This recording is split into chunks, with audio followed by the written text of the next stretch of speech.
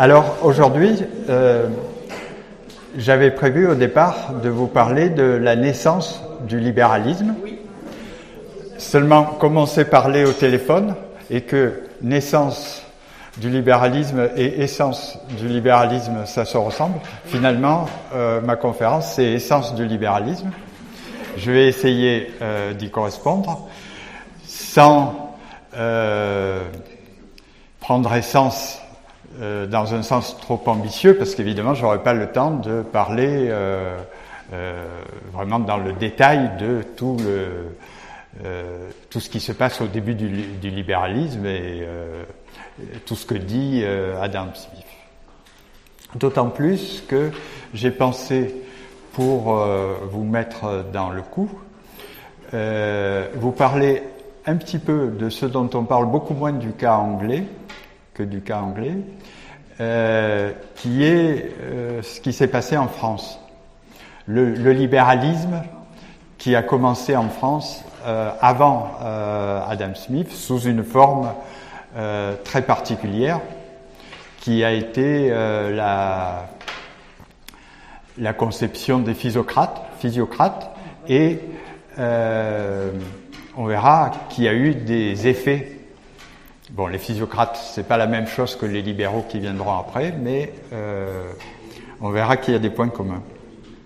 Avant ça, je me suis demandé comment montrer que ce qui s'est passé à la fin du XVIIIe siècle est quelque chose d'inouï, ce que les grands historiens qui ont travaillé sur la question montrent les uns après les autres.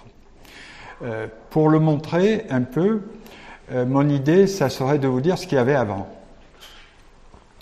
Ce qu'il y avait avant, on peut l'illustrer avec ce que l'historien américain, spécialiste de l'histoire du pain, un historien génial que je vous signale, qui s'appelle Stephen Louis Kaplan. Ça s'appelle « Raisonner sur les blés ». C'est sorti en 2017. Et il a écrit des tas de livres sur l'histoire du pain, qui sont des livres passionnants. Et Stephen Kaplan, il a dit, avant le libéralisme, il y avait, de façon implicite, entre les autorités et les populations, ce qu'il appelle un contrat social de subsistance.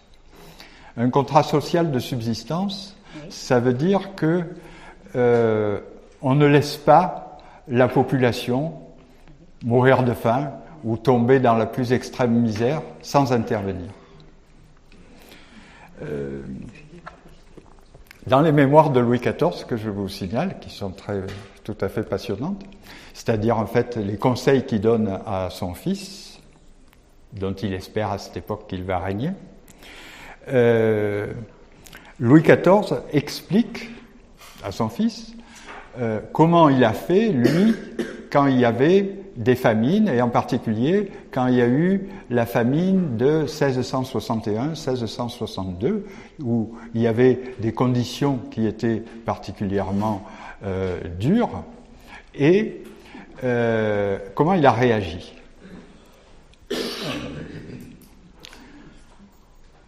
Il explique qu'il a réagi, et qu'il a réagi promptement.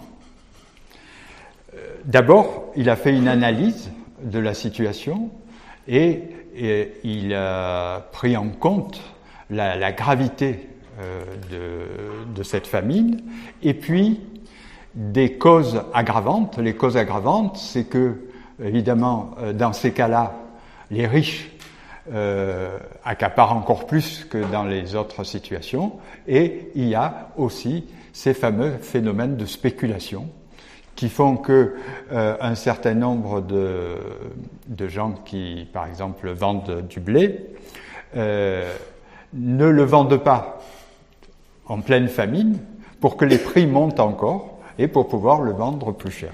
Alors, c'est pas moi qui le dis, c'est Louis XIV. Il intervient contre... Oui.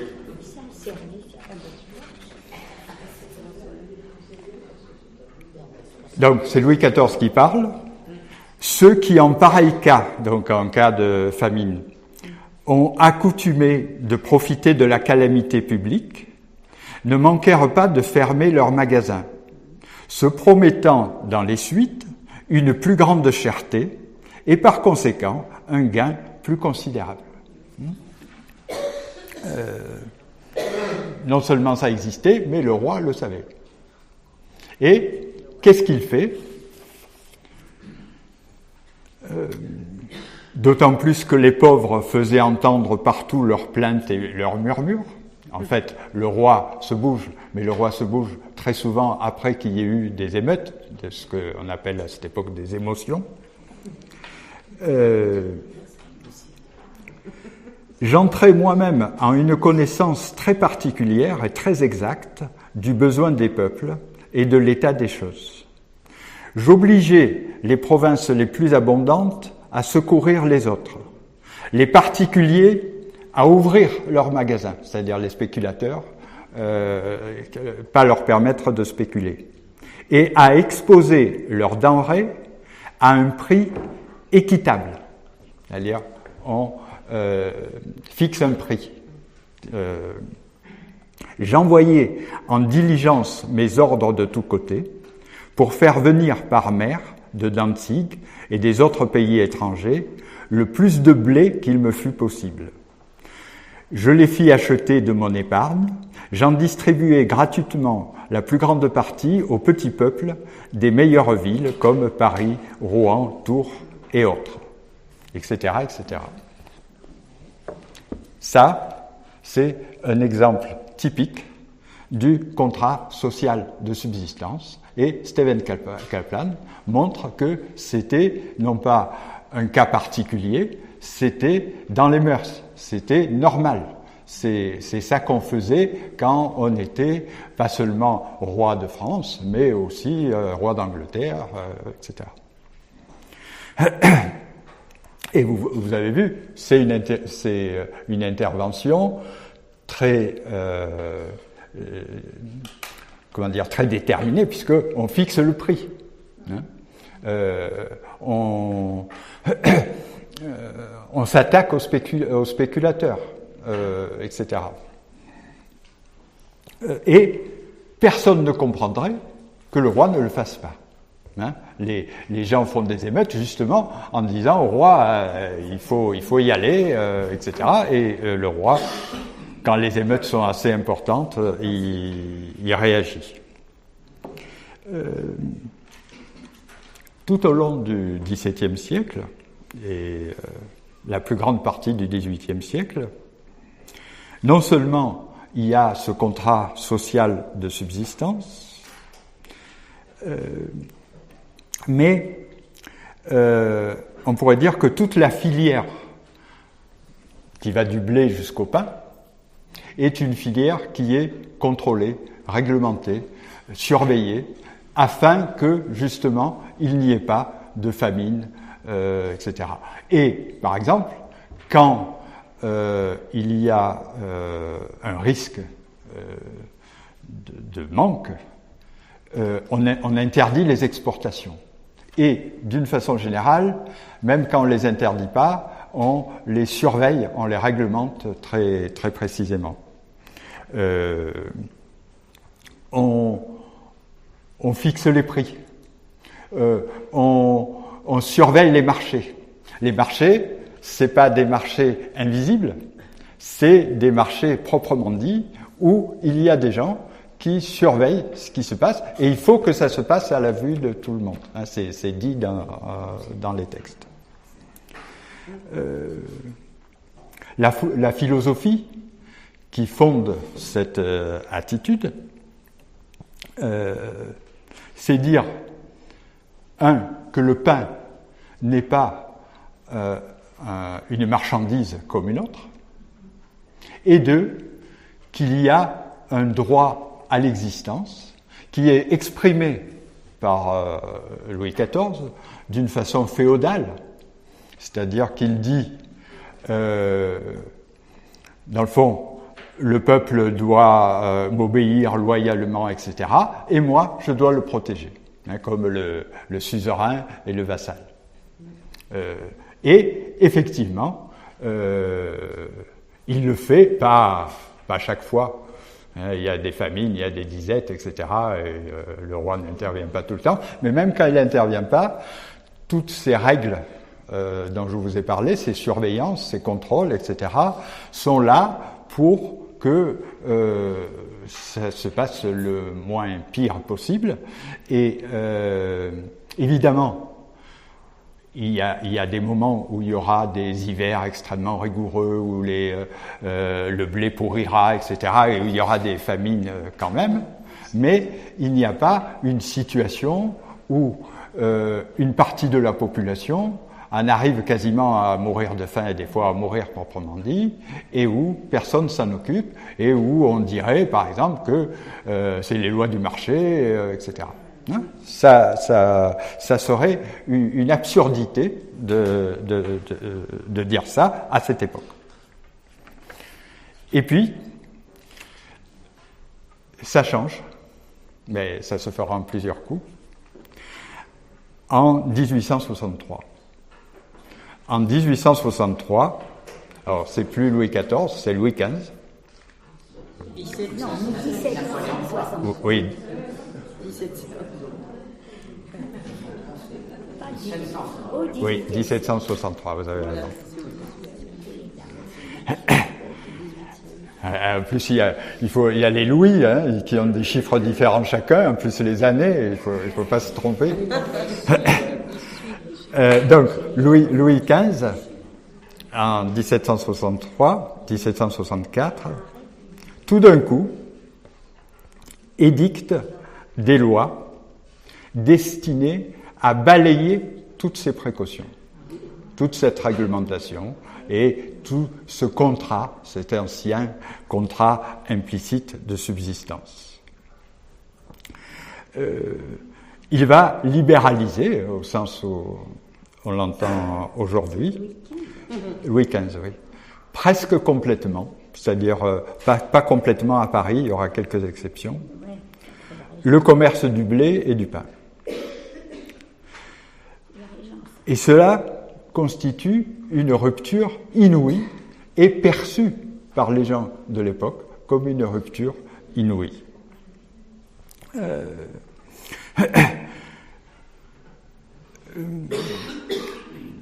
Ce qui était un crime, qui était par exemple de spéculer au moment où les gens ont faim, c'est-à-dire aussi d'exporter au moment où il y a une famine, etc., devient parfaitement licite.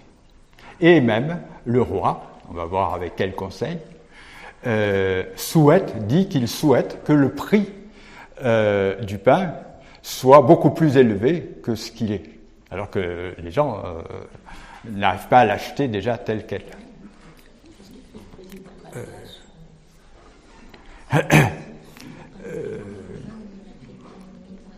Le blé, le pain deviennent, et on l'exprime, des marchandises comme les autres.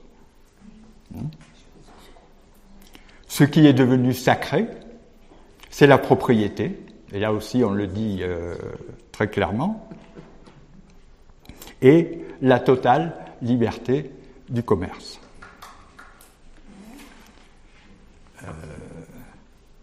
Il ne faut pas désorganiser l'ordre naturel des échanges, dit le roi.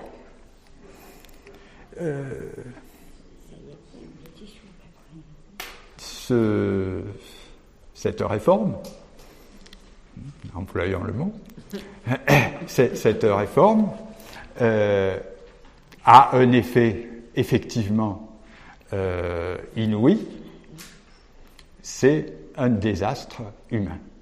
Je vous lis Stephen Kaplan.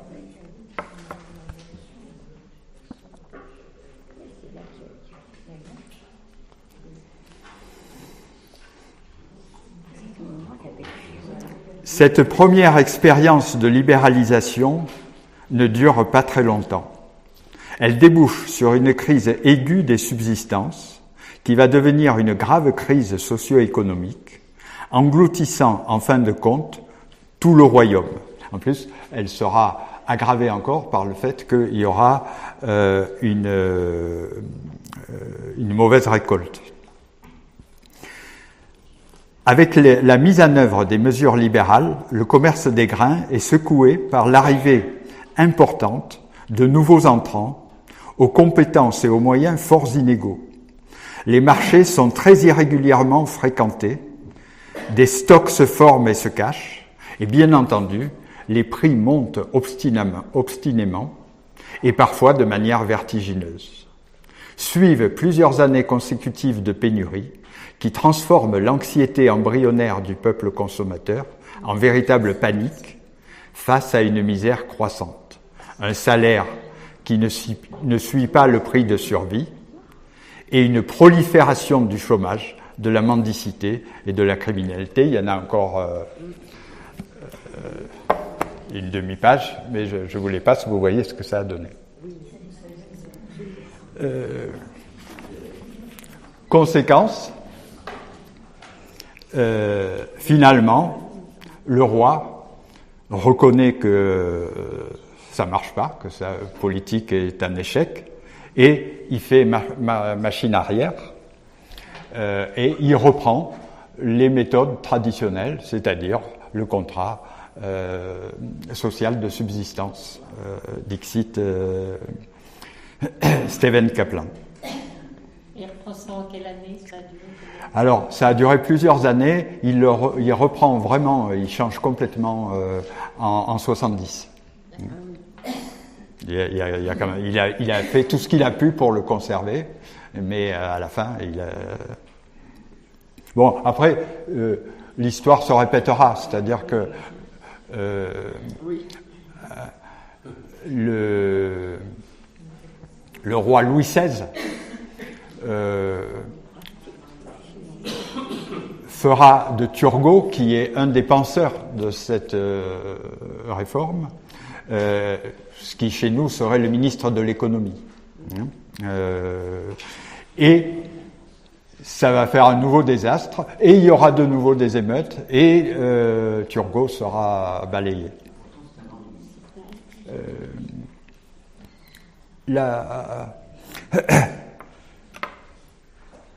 Le roi a été trompé, manifestement. On lui avait dit que le royaume serait prospère avec ce type de politique, et ça n'a pas marché. Alors, il a été trompé par qui? Il y a, à cette époque, une école d'économistes, qui ne sont pas encore les libéraux type Adam Smith, mais qui sont déjà des libéraux, qui s'appellent eux-mêmes les économistes. C'est comme si c'était que eux qui l'étaient, et aussi les physiocrates. Physiocrates. Ce sont deux groupes. Non, c'est le même. Hein. Il y a deux personnages qui sont un peu les fondateurs de cette conception. C'est le médecin du roi et de la reine et de la Pompadour, François Quesnay. Alors Quesnay, je l'écris. J'essaye de ne pas faire de catastrophe.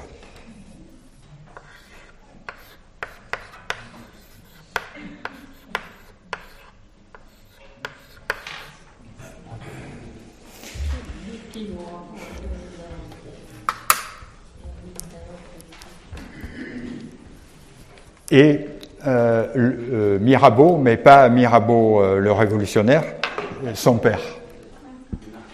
Oui, le marquis de Mirabeau, avec lequel d'ailleurs il avait des relations particulièrement tendues.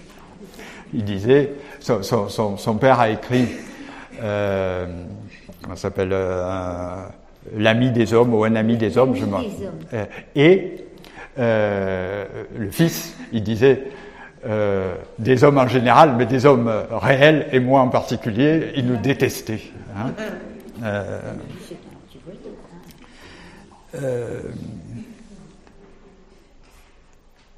Donc, leur doctrine n'est pas celle du libéralisme, comme on verra avec Adam Smith, mais Elle n'est pas parce que, pour eux, le seul domaine créateur de richesse, c'est l'agriculture.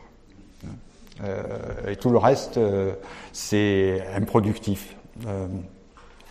Et François Quesnay, qui était médecin, il imagine une circulation des richesses, des biens, des échanges. Il fait un tableau qui sera célèbre,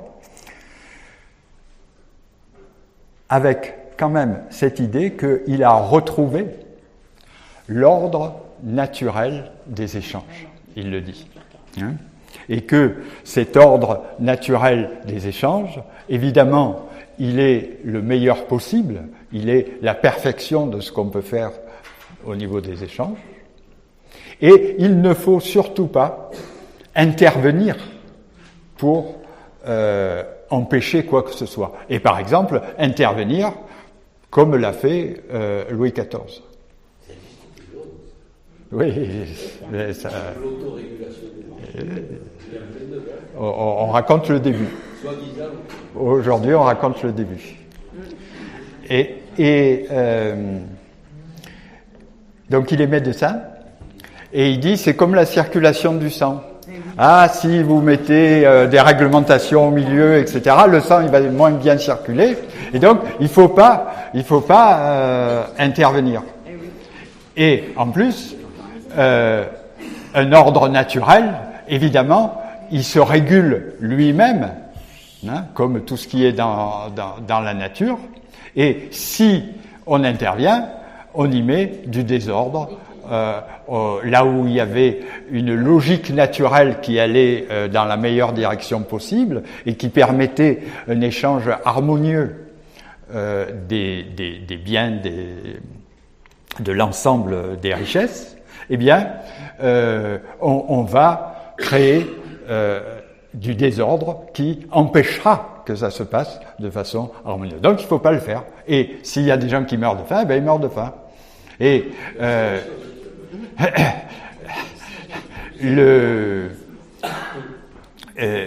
et il insiste, c'est lui qui a suggéré l'idée au roi, il faut pas empêcher que les prix montent, puisque la principale richesse, c'est l'agriculture, donc il faut que les agriculteurs ils aient beaucoup d'argent pour pouvoir investir, etc.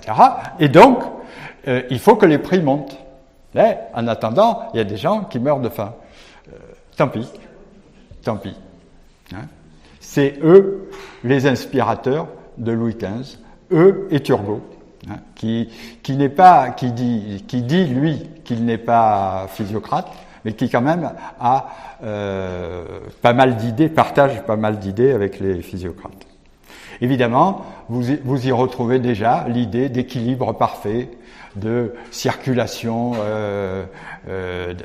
à l'intérieur d'un ordre naturel, etc., etc. Pour nous, quelque chose qui nous frappe, moi en tout cas qui m'a frappé, c'est que au départ, au lieu que les philosophes des Lumières critiquent cette politique et cette philosophie, au contraire, la plupart, et Condorcet, il le fera jusqu'au bout, la plupart l'approuvent, parce que c'est une politique qui se présente comme une politique de liberté. Que dit Quesnay ou Mirabeau? Il dit il faut enlever et éliminer ce despotisme qui fait que on réglemente, on empêche, etc. Et il faut laisser la liberté des échanges, comme la liberté des citoyens, la liberté, etc. Et les philosophes des Lumières, il y en a une bonne partie qui applaudissent à ce moment-là. Ils sont pour la liberté. Et on leur dit, voilà, c'est encore un domaine, un nouveau domaine où on va développer des types de comportements qui seront libres, véritablement libres. Mais à partir de l'expérience de, j'allais dire encore 1763, un certain nombre d'entre eux se mettent à se poser des questions critiques et carrément vont les combattre. Le plus célèbre d'entre eux étant Diderot. Diderot, au départ, dans son encyclopédie, il introduit des textes économiques de Quesnay. L'article grain, il vient de Quesnay. L'article laboureur, il vient de Quesnay. Hein? C'est un défenseur de cette conception. Et puis, il voit les résultats. Et puis, il a un ami qui est l'abbé Galliani, un Italien, qui écrit un petit livre qui fait un très beau travail critique sur les conceptions physiographiques. Et Diderot change complètement. Il va écrire une apologie de l'abbé Galliani qui ne sera pas publiée. Vous savez qu'à l'époque, on ne publiait pas. Il y avait des tas d'aléas dans le fait qu'on publiait quelque chose ou pas. Mais qui est un travail critique très rigoureux sur ce qu'est cette conception. On commence déjà à réfléchir justement sur cette notion de liberté. Pour résumer, liberté, il y en a de deux types. Il y a, par exemple, la liberté de conscience. Ma liberté de conscience n'enlève rien à votre liberté de conscience. Elle est universalisable et elle n'est pas réductrice pour les autres libertés. Par contre, prenons un exemple sur lequel dont avait parlé Simone de Beauvoir, la liberté d'avoir des esclaves. La liberté d'avoir des esclaves, c'est bien ma liberté, je fais effectivement ce que je veux, mais c'est une liberté qui élimine la liberté des autres. Et là, on n'est plus dans le même cas de figure, et ce que vont répondre un certain nombre de philosophes ou physiocrates, c'est que les libertés qui s'entrechoquent, qui se limitent les unes les autres,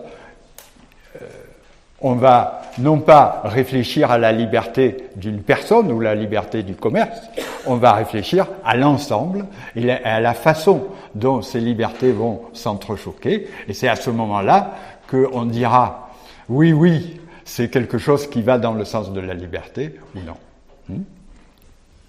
Donc, vous voyez, en France, il y a ce débat qui est méconnu de nos jours. Les physiocrates ont, à part le tableau de Quesnay, on trouve difficilement leurs ouvrages aujourd'hui.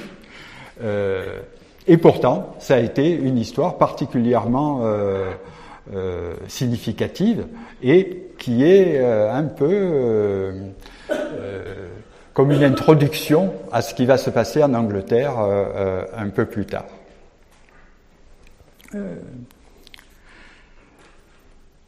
Cette conception qui, au nom de la liberté du commerce ou au nom des droits sacrés du propriétaire ou au nom de l'ordre des échanges, laisse des gens qui sont à côté de nous vivre dans la plus grande misère, voire mourir de faim, c'est quelque chose contre quoi de très nombreuses institutions, pas seulement de grands pays, la France, l'Angleterre, etc., mais de sociétés appelées primitives, on le trouve partout. Alors ça, vous le trouvez dans un livre classique sur justement cette grande transformation. C'est le nom de son livre, c'est le livre de Karl Polanyi.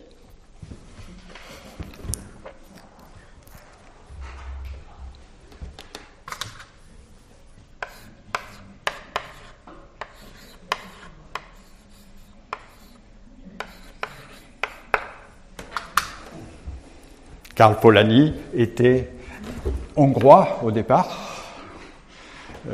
Après, il a été professeur aux États-Unis. Et il a écrit ce grand livre, La Grande Transformation, où il raconte comment, ce que je viens de raconter en France, comment ça s'est passé en Angleterre. Je dis deux mots dessus. En Angleterre aussi, traditionnellement, alors ce n'était pas comme en France, mais traditionnellement, il y avait des mécanismes institués pour secourir les pauvres, les indigents, etc., quand ça arrivait, et les empêcher de mourir de froid, de faim, de ne pas avoir de domicile, etc. Et puis, là aussi, ça va basculer. En Angleterre, encore plus brutalement qu'en France, parce que ça va être beaucoup plus durable, avec la loi sur les pauvres de 1834.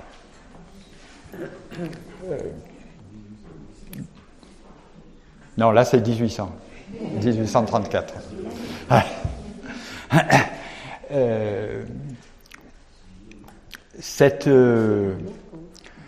Cette loi sur les pauvres, un peu comme la loi de Louis XV, c'est une loi qui va supprimer la plupart des mécanismes, des droits, etc., qui permettaient de secourir les plus pauvres. Alors, il existe encore quelque chose, c'est les fameuses workhouse, mais vous en avez certainement entendu parler. Les workhouse, surtout à cette époque-là, c'était des bagnes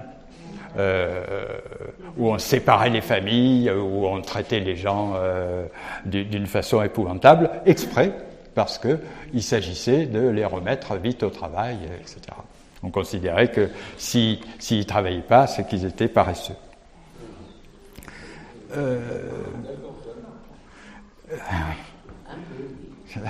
Comment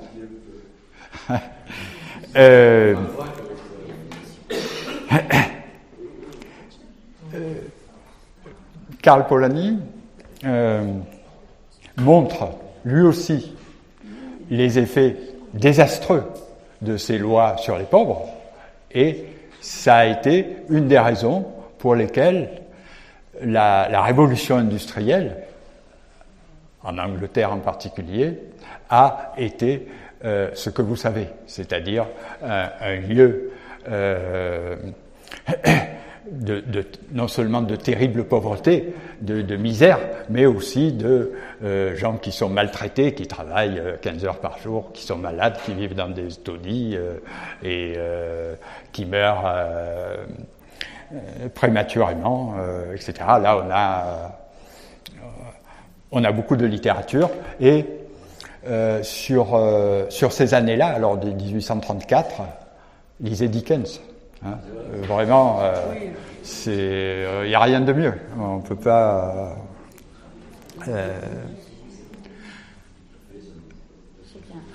Que va expliquer Karl Polanyi?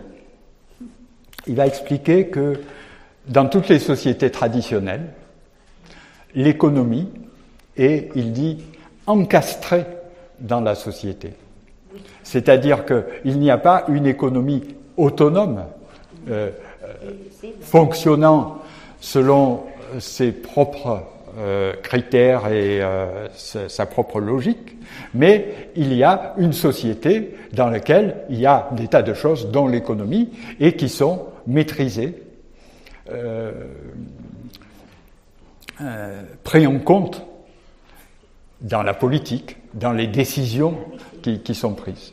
Ce n'est plus, cette idée d'une économie qui a sa logique autonome, c'est quelque chose de complètement nouveau. Et il donne des tas d'exemples pour le montrer. Et il dit, ce qui s'est passé à ce moment-là, c'est ça, c'est que à un moment, l'économie est devenue complètement indépendante, avec d'autres valeurs, d'autres logiques que le reste de la société. Elle est devenue indépendante de la société. Et du coup, eh bien, ça on le reverra avec Adam Smith, évidemment, les critères sont plus les mêmes, les valeurs sont plus les mêmes, les logiques sont plus les mêmes.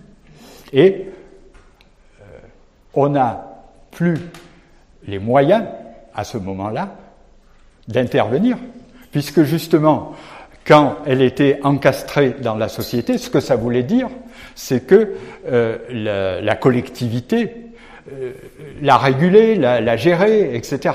Et à partir du moment où elle est désencastrée, j'emploie le vocabulaire de Polanyi, eh bien, on ne peut plus le faire. Voilà.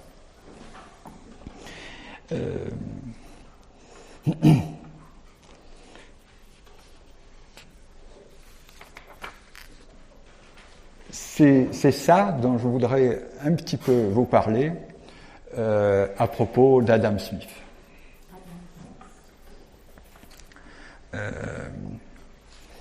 Dans le fond, gardons notre questionnement qu'on a eu depuis le début.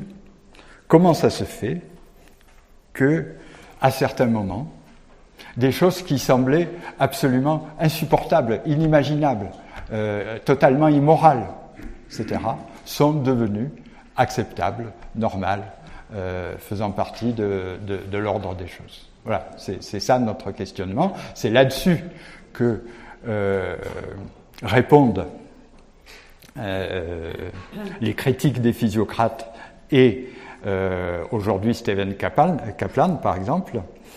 Et c'est là-dessus aussi que réfléchit Karl Polanyi. Qu'est-ce que c'est ces dates de Polanyi, il écrit La Grande Transformation en 1944. Et il va y avoir,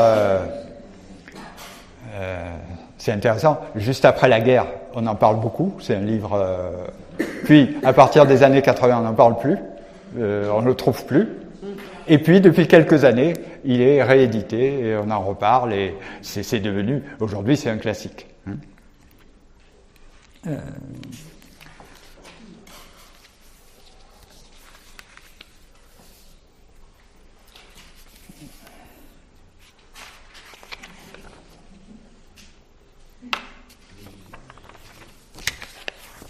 Voilà. Alors, Adam Smith, il y a deux livres qui sont ces grands livres qu'il a publiés, tous les deux. C'est La théorie des sentiments moraux, qui est un livre de morale, sur la morale, la justice, etc., qu'il a publié en 1759, mais qu'il a remanié jusqu'à la fin de sa vie. En 1790, il est remanié encore, et il est mort en 1790. Je dis ça parce que dans les interprétations d'Adam Smith, quel rapport il y a entre ce livre sur la morale et ce livre sur l'économie, et il y en a un, parce que c'est pas un livre de jeunesse qu'après il aurait rejeté. Non, il a continué à travailler dessus jusqu'à la fin de sa vie. Et puis, le deuxième, en 2 tomes, donc c'est un gros livre. Son vrai titre, c'est « Recherche sur la nature et les causes de la richesse des nations ». En fait, on l'appelle « La richesse des nations ». Il a été publié en 1776.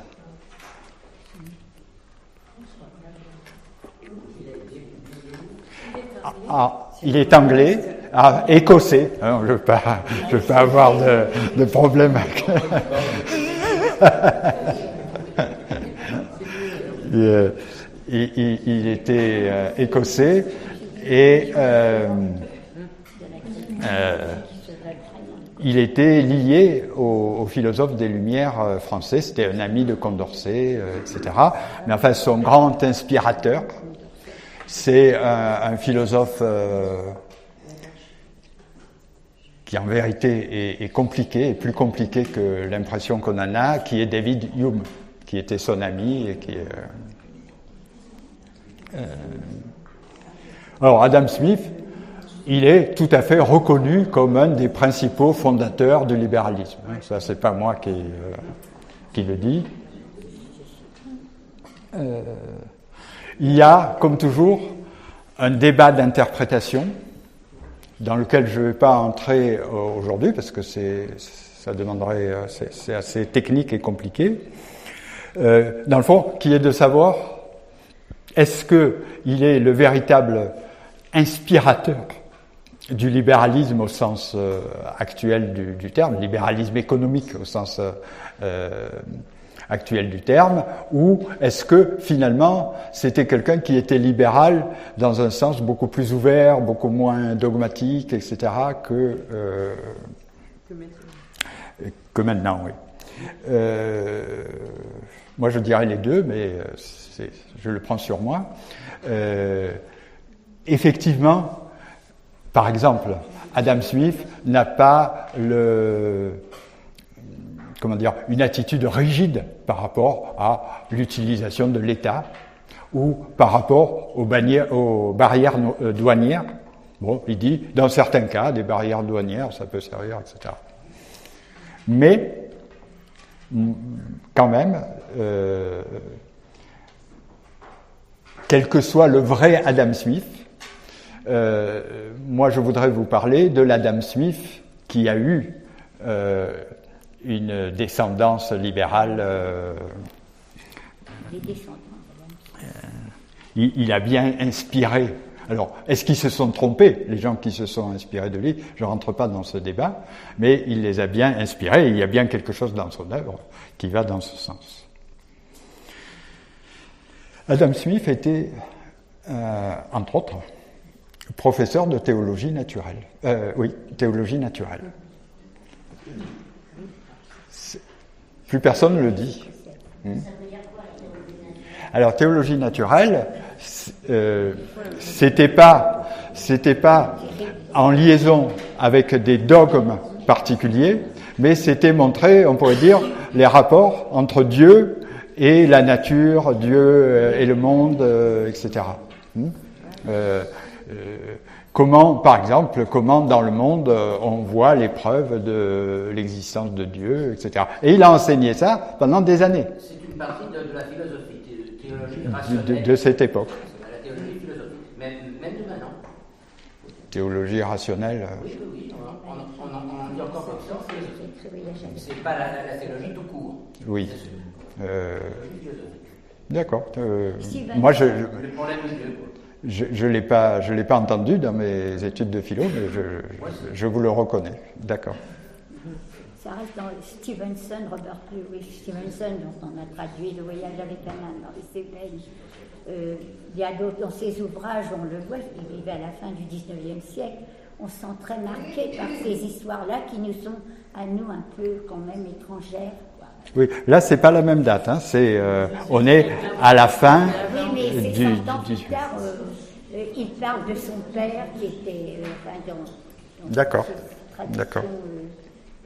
Cette forme de la religion chrétienne écossaise. Alors, d'un côté, on a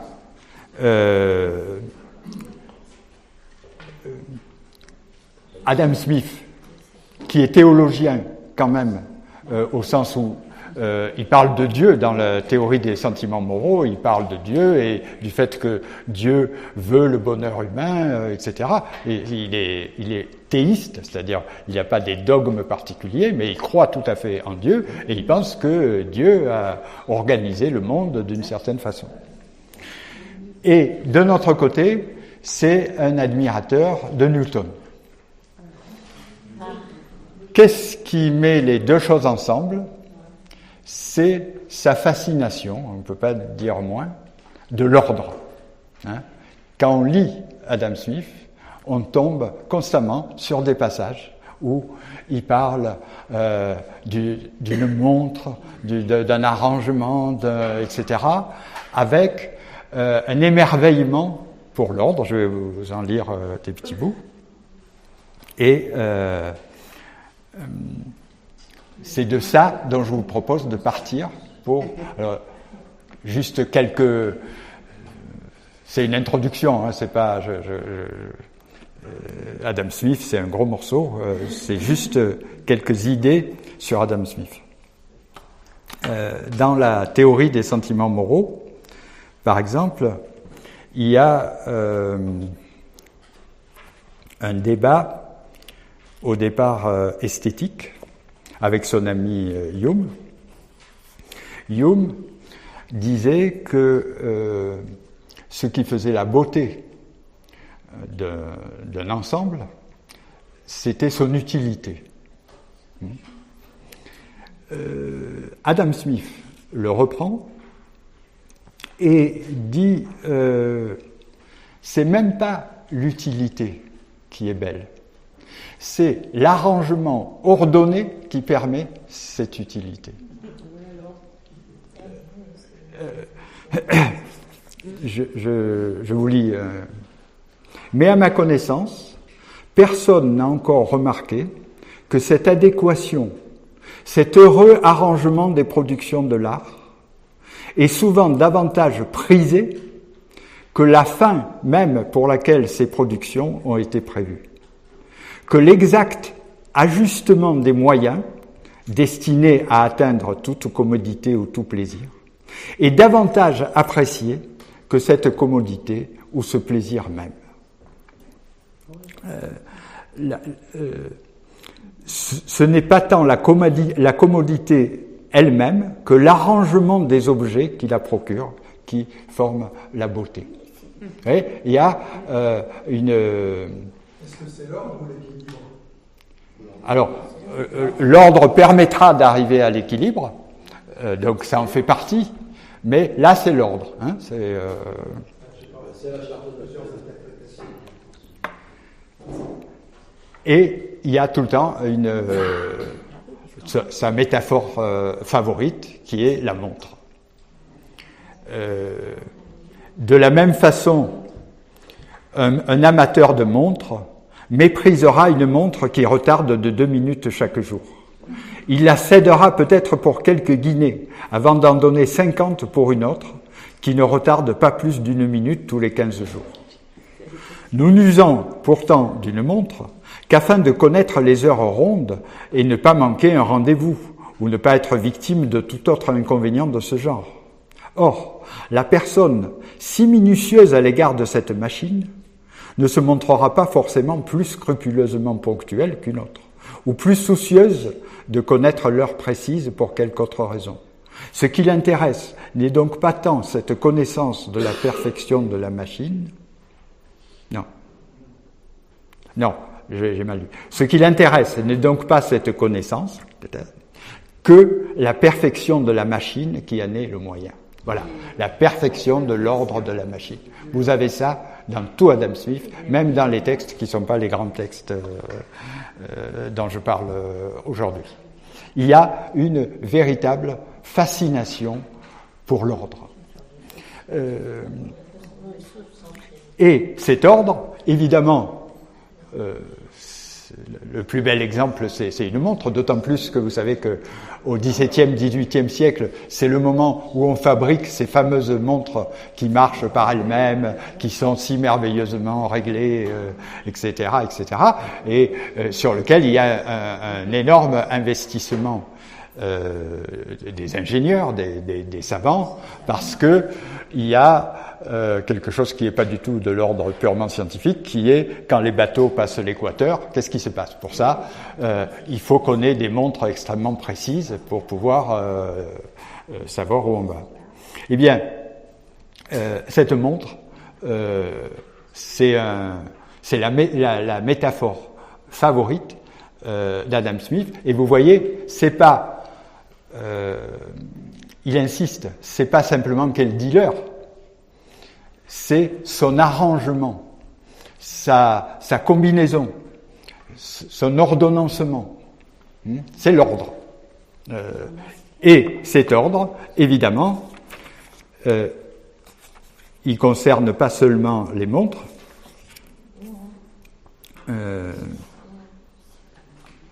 Le même principe, le même amour du système, la même attention à la beauté de l'ordre, de l'art, de l'arrangement, sert souvent à recommander les institutions qui tendent à promouvoir le bien public. Et tout un passage qui finit par « Vous serez plus à même de le persuader », c'est-à-dire à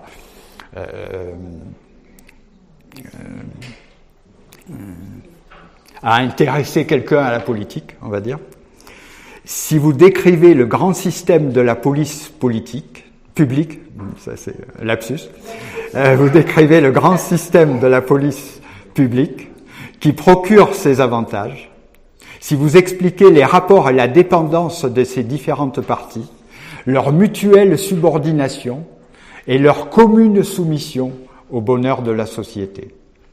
Si vous lui montrez comment ce système peut être introduit dans son propre pays, ce qui l'empêche d'y prendre place à présent, comment ces obstacles peuvent être levés, et comment les différents rouages de la machine du gouvernement peuvent être mus avec plus d'harmonie et de douceur, sans qu'ils grincent les uns contre les autres, ou retardent leurs mouvements respectifs.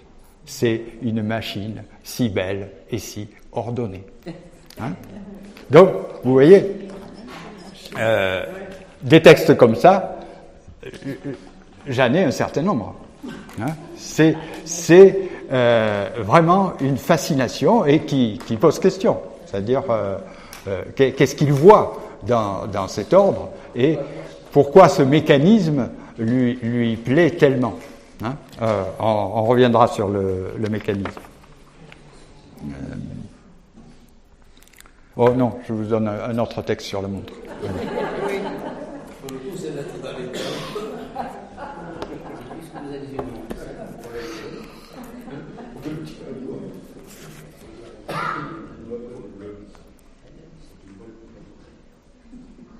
C'est pas le bon. Non.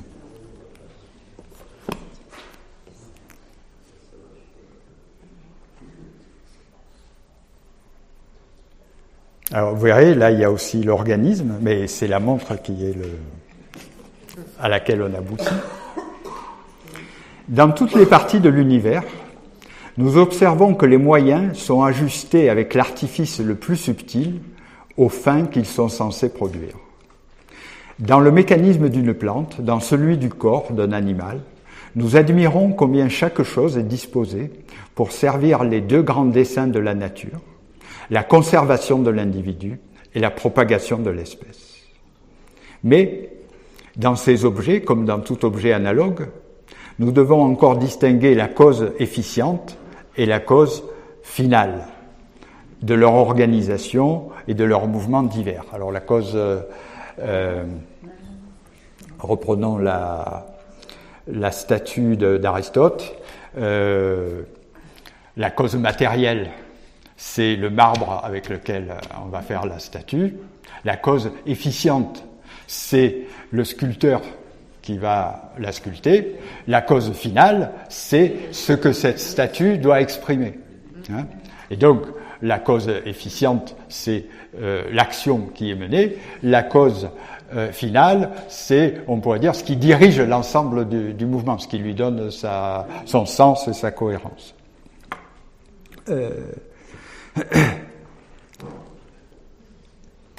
La digestion des aliments, la circulation du sang, la sécrétion des divers sucs qui en dérivent sont des opérations toutes nécessaires au grand dessein de la vie animale. Cependant, nous nous efforçons de ne jamais en rendre compte à partir de ces desseins, mais à partir de leur cause efficiente. Pas plus que nous imaginons que le sang circule ou que les aliments sont digérés de leur propre initiative, avec la visée et l'intention de ces buts que sont la circulation et la digestion. Les rouages d'une montre sont tous admirablement ajustés pour la fin en vue de laquelle elle a été faite, indiquer l'heure. Tous leurs mouvements variés conspirent de la manière la plus subtile à produire cet effet. S'ils étaient dotés d'un désir ou d'une intention de le produire, ils ne pourraient pas mieux le faire. Cependant, nous n'assignons jamais un désir ni une telle intention au rouage, mais à l'horloger. Vous avez deviné qui c'est. Et nous savons qu'ils sont mis en mouvement par un ressort qui, tout comme eux, ne vise pas les effets qu'ils produisent. Alors, il y a toute une histoire de ces métaphores qui va continuer après Adam Smith, et il y en a une des plus belles, je voulais vous l'amener, mais j'ai oublié, de Hegel, qui est comment un ensemble,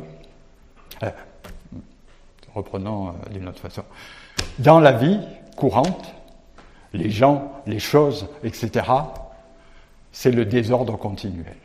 Hein, les objets, ils se plient pas du tout à ce on voudrait les mettre tous dans la boîte et on n'y arrive pas, etc. Et les hommes, n'en parlons pas, ils sont tous insoumis, rebelles, etc. Et même quand ils le sont pas, ils font des bêtises qui font que ils font pas ce qu'on attendait d'eux. Là, je parle des philosophes qui en parlent. Hein. C'est pas moi qui dis ça.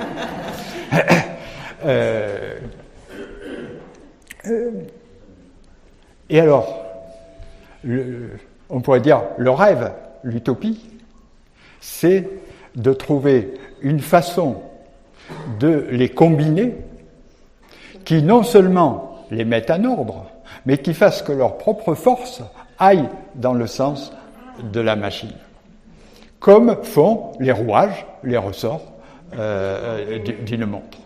Hein, la subtilité, c'est, si vous voulez, l'aïkido par rapport à la boxe, le fait que, au lieu de taper dessus, on utilise la force de l'adversaire pour la faire aller dans le sens qui nous convient.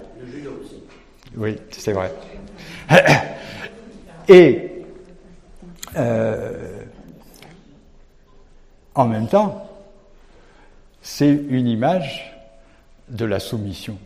C'est-à-dire que si on arrive à transformer des objets en un mécanisme, il ne nous pose plus problème. Et si on arrive à mettre les gens dans un mécanisme social, humain, politique, tout ce que vous voulez, eh bien, ils seront totalement soumis dans le sens où chacun, allant dans le sens qu'il pense être le sien, en fait, vont ensemble produire une machine qui ira là où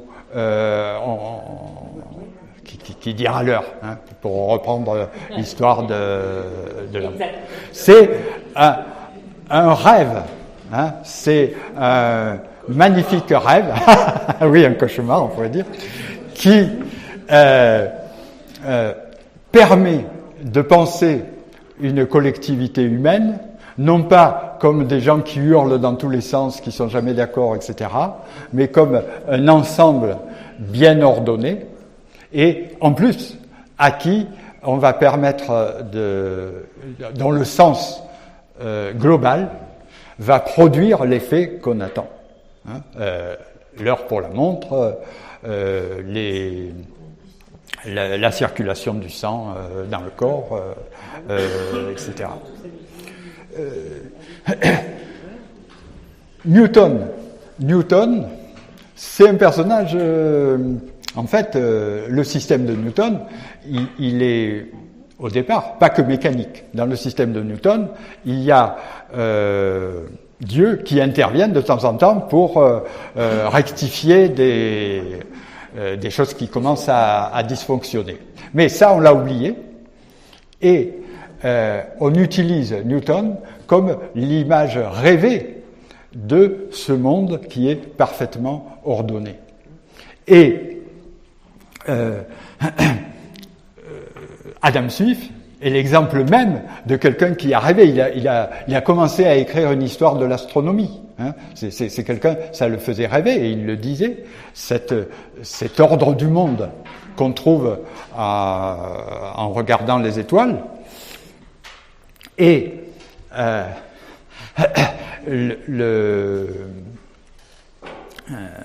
il va être le Newton de l'économie.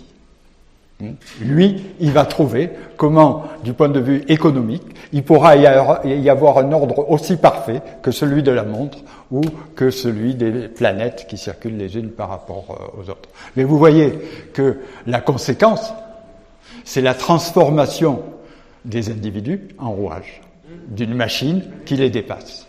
Et on reviendra sur l'histoire de la machine, mais des rouages, ça ne s'associe pas pour discuter et avoir une vie démocratique. Les rouages, c'est entraîner dans... Alors, il y a un terme en français qui signifie exactement ça, un engrenage. Ce que ces gens-là inventent, ce sont des engrenages, c'est-à-dire des choses qui ne sont pas des autorités extérieures qui, d'en haut, nous obligent à faire quelque chose, mais ils nous mettent dans un ensemble combinant ce que nous faisons avec les autres, de telle façon que nous sommes amenés, comme dans un engrenage, à aller dans la direction qui est attendue de nous. Voilà. Alors, je dis quand même quelques mots de l'économie d'Adam Smith. Oui. Oui, les montres, c'est tellement beau, c'est si bien ordonné.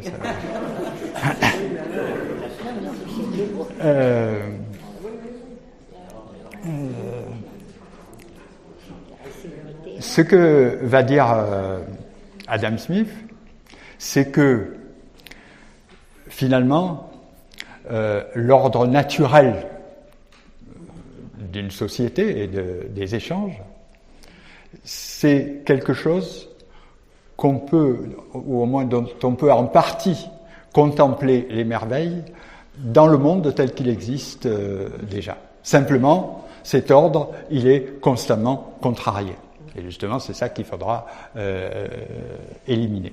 Alors, qu'est-ce qui fait la richesse chez Adam Smith? Il dit très explicitement que ce qui fait la richesse, c'est le travail. Et vous savez que c'est une partie d'Adam Smith sur laquelle Marx va beaucoup cogiter. Mais ce travail, il devient beaucoup plus productif par deux moyens. Un, c'est la division du travail. Plus la division du travail est accomplie, plus la richesse sera grande, la productivité sera grande. Et par le capital qui permet de mettre plus de gens au travail, et donc, là aussi, à augmenter la richesse d'autant. Ça, si vous voulez, c'est la base. Mais après, il y a le mécanisme, c'est-à-dire les règles du jeu, qui permettent à ce système de fonctionner de façon tellement parfaite que pour Adam Smith, elle est autorégulée. Comment alors ? Je commence par un passage très célèbre de La richesse des nations.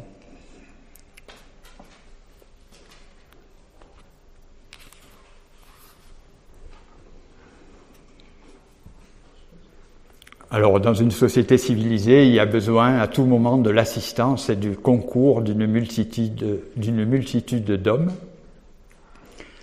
Mais l'homme a presque continuellement besoin du secours de ses semblables, et c'est en vain qu'il attendrait de leur seule bienveillance. Il sera bien plus sûr de réussir s'il s'adresse à leur intérêt personnel et s'il leur persuade que leur propre avantage leur commande de faire ce qu'ils souhaitent d'eux. C'est ce que fait celui qui propose à un autre un marché. Le sens de sa proposition est ceci. Donnez-moi ce dont j'ai besoin, et vous aurez de moi ce dont vous avez besoin vous-même. Et la plus grande partie de ces bons offices, qui nous sont nécessaires, s'obtiennent de cette façon. Ce n'est pas de la bienveillance du boucher et du marchand de bière et du boulanger que nous attendons notre dîner, mais bien du soin qu'ils apportent à leurs intérêts. Nous ne nous adressons pas à leur humanité, mais à leur égoïsme. Et ce n'est jamais de nos besoins que nous leur parlons, c'est toujours à leur avantage. Il n'y a qu'un mendiant qui puisse se résoudre à dépendre de la bienveillance d'autrui.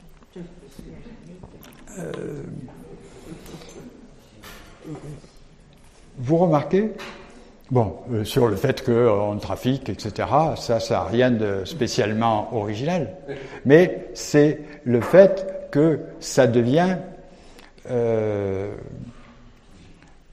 il n'y a plus que ça, c'est l'essentiel du mécanisme. Hein, tout doit passer par là. D'ailleurs, vous remarquez que Adam Smith fait comme si il n'y avait eu que comme production de richesse et capacité de répondre aux besoins que des échanges marchands. Non, il y a eu de la redistribution, des dons et contre-dons et tout ce qu'on voudra. Il y a eu dans les sociétés de tout. Mais bon, ça existe. Et en soi, c'est pas Adam Smith qui le découvre. Par contre, c'est la place qu'il lui donne et le fait que ça va devenir une machine exclusive et indiscutable sur laquelle on ne pourra pas revenir. Qu'est-ce que ça élimine ? Et si vous avez fait attention à la façon dont il en parle, c'est très net. Ce que ça élimine, c'est notre volonté, nos valeurs. Finalement, tout ce qui fait que nous, en tant que personnes, on aurait quelque chose, une préférence à exprimer, une indignation, quelque chose. Dans le fond, ça nous élimine comme non-rouage, comme personne. Alors, si ce n'est pas notre raison, si ce n'est pas notre volonté, comment, qu'est-ce qui nous meut, qu'est-ce qui nous fait bouger ? On l'a vu dans le texte, il y a pour Adam Smith deux passions. Rappelez-vous la machine, hein, il nous faut des passions qui soient utilisables dans la machine, qui soient prévisibles, qui soient toujours les mêmes. Eh bien, il a trouvé. Ces deux passions, c'est ce dont il parle dans le passage, le penchant à l'échange et l'intérêt. Ça aussi, ça a une longue histoire que j'ai pas le temps de vous raconter là, mais je vous signale qu'il y a un livre merveilleux qui raconte toute l'histoire, comment on est passé des passions aux intérêts. C'est le livre de Albert Hirschman qui s'appelle Passion et intérêt, qui est une merveille. Hirschman. C'est l'intérêt qui prie.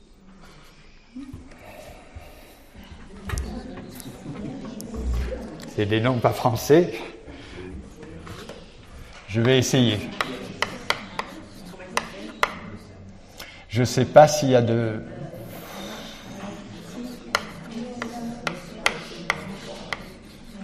Il n'y a pas déjà 15 personnes qui a regardé son ordinateur et qui me dit non, il faut 2 N, non. C'est quoi les fautes ? Un C ? Allez. Oui, c'est vrai. Bon, je ne sais pas combien il y a d'N, je suis incapable de dire. Alors, le livre, ça s'appelle Passion et intérêt. Passion au singulier. Je pense que c'est... Non, SCH. C'est pas ce que j'ai mis? Je croyais que c'était dans passion, donc je voyais pas où le mettre. Passion, je pense qu'il y a un S, mais je suis pas sûr. Et intérêt, ça, je suis sûr qu'il n'y a pas d'S. C'est un livre qui est facile à lire. Et 2 N, merci.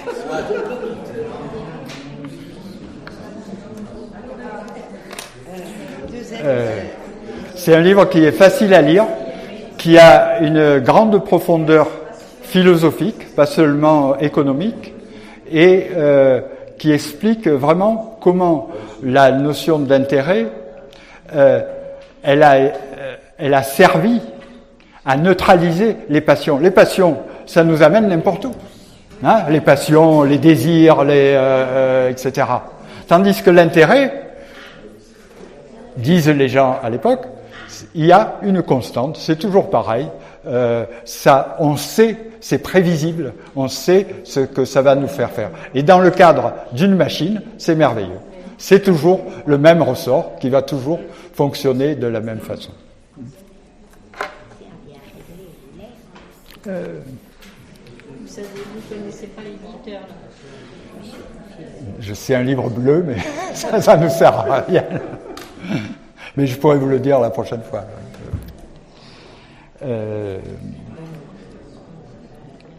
Alors, comme vous imaginez, le mécanisme n'est pas seulement l'utilisation de l'intérêt, l'échange égoïste, etc.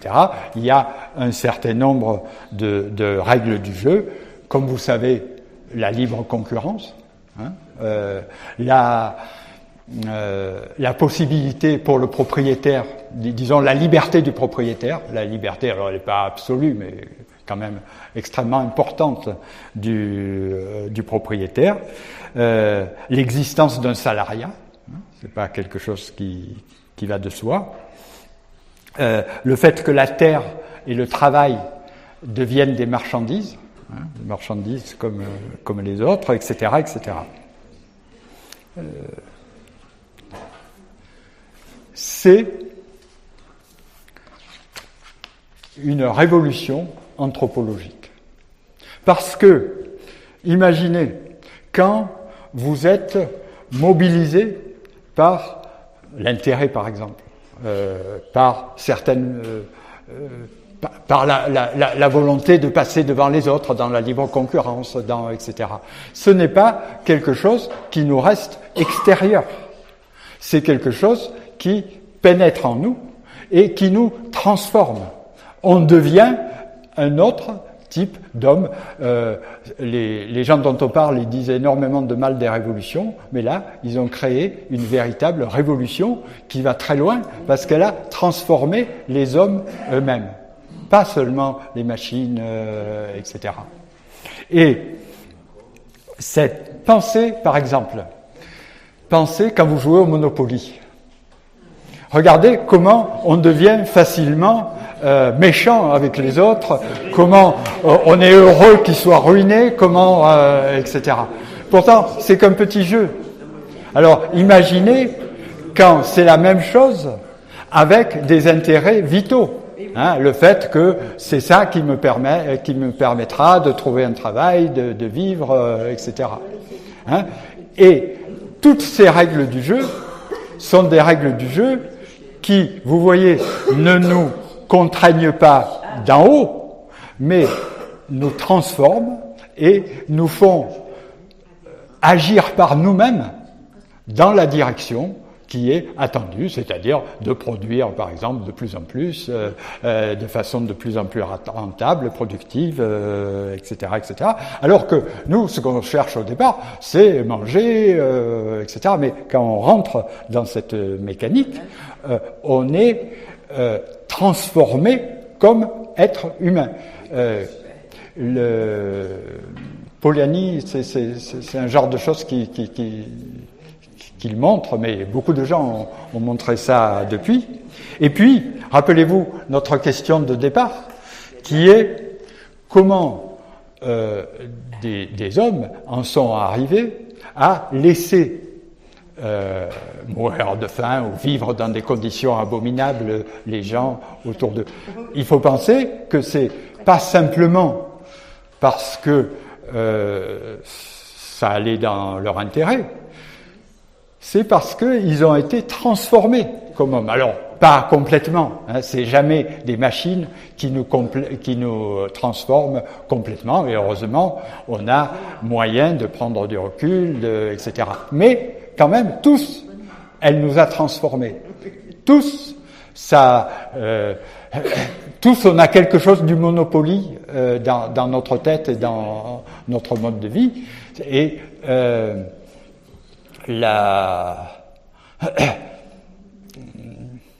par exemple, quand j'étais prof, je voyais au moment du bac la façon dont les parents pouvaient devenir libres concurrents, on pourrait dire, avec leur enfant qui disait « toi, tu vas arriver mieux », etc. C'était des gens très...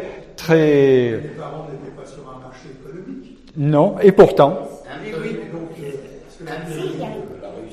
de Smith, c'est aussi la théorie du marché, de l'équilibre des prix. Donc là, vous parlez de quelque chose qui n'est pas du tout un marché.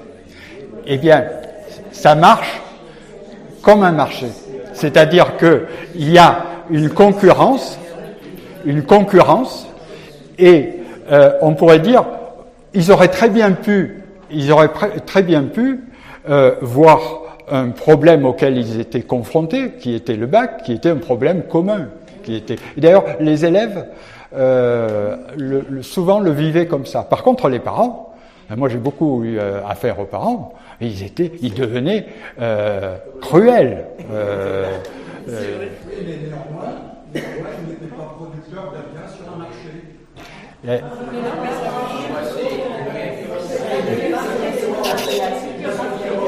Excuse-moi, tel que j'ai vu Smith, c'est la concurrence des producteurs qui produisent un bien sur un marché qui sont en concurrence, ce qui n'est pas le cas d'ici.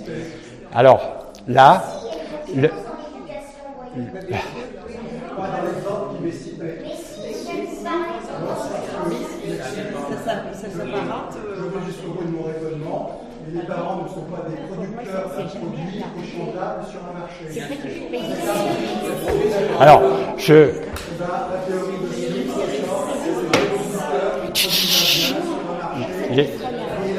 laissez-le parler. Peut-être... on ne parle pas du marché de l'emploi, on parle du bac.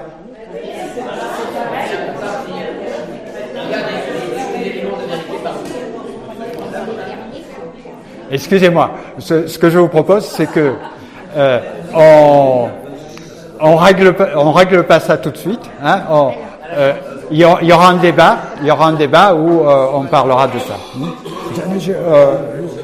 Tout à l'heure.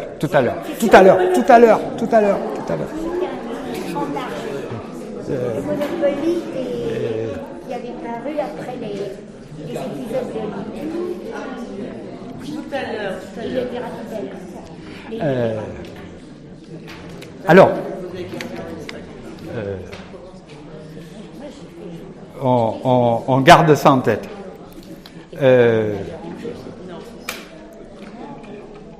Ce que je disais, c'est que ce que j'appelle cette révolution anthropologique, ça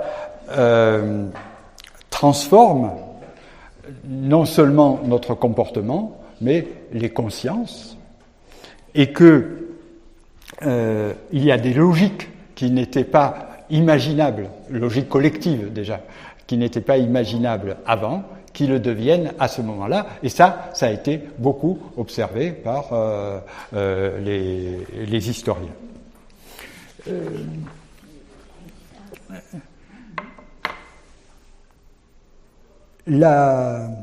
Nous devenons de cette façon les rouages d'une grande machine, un processus autorégulé qui nous entraîne, on va le voir, vers le bonheur.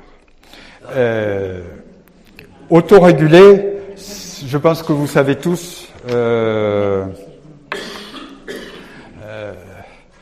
vous avez tous vu les raisonnements économiques où Smith, à un moment, il dit la demande effective plus importante que les produits, le nombre de produits qu'il y a sur le marché. Ce que ça va faire, c'est que les prix vont augmenter. Et puis, qu'est-ce que ça va faire? Ça veut dire qu'il va y avoir des tas de gens en plus qui vont produire ce genre de biens. Et à la fin, ils seront tellement nombreux que, au contraire, et au niveau du prix, ce que ça fait, c'est que le prix était trop élevé, et puis il se régule, c'est-à-dire qu'il baisse, et éventuellement il peut baisser encore plus, mais pour Adam Smith, il va remonter puisque cette régulation, elle se fait constamment. Hein. Et effectivement, je ne vais pas trop insister là-dessus, mais sur l'idée d'équilibre. Alors, je vais y venir, oui.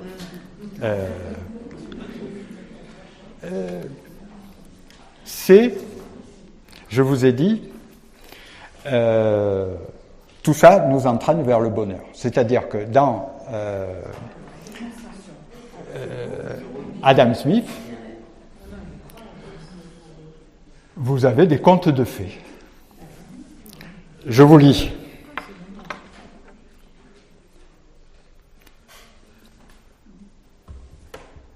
C'est ça.